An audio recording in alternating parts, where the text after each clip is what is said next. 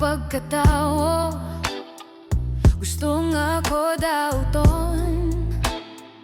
Apan dili ako magpadala, dili ako motuo, kay ang kamatuoran sa Ginoo nagapuno sa kasing-kasing ko.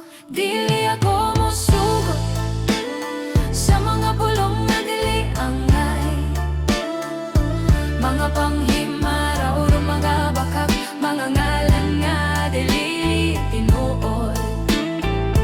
Kisalikway ko kini gilimod sa akong kalag, kaya nga ko nga pagkatao sa Dios gikan, dili sa kalibutan.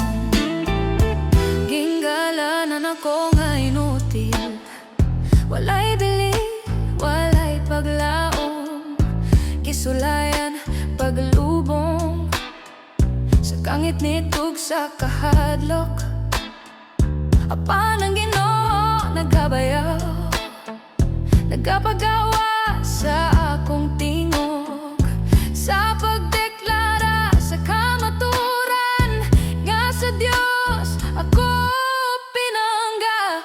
Dili ako mosugot sa mga pulong nga dili angay, mga panghimara ut mga bakak, mga ngalan nga dili tinuod.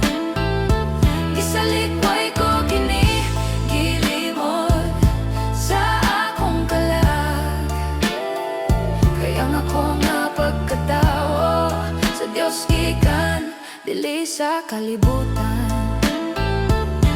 Bisan pa kon sa pagbugal-bugal gilitok, ang mga pulong may gahom, ang kamaturan dili matabunan. Kinabuhi o kamatayon, anaa sa dila na to.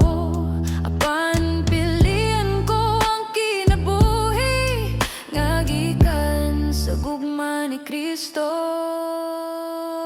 Dili ako mosugot, dili ako mosugot, mga pulong nga dili angay, mga panghimara ut mga bakak, mga ngalan nga dili tinuod. Gisalikway ko kini gilimod sa akong kalag, kaya nga ko nga pagkatao sa Dios gikan, dili sa kalibutan.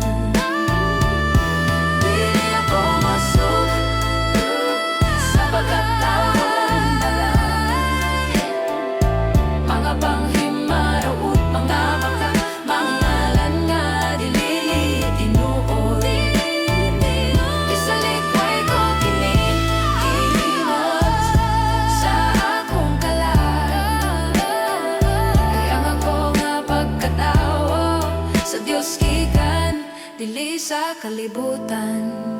Ako'y giluwas ug gawas nun sa pagkatao nga gikan sa Dios, ako magadayeg kanunay.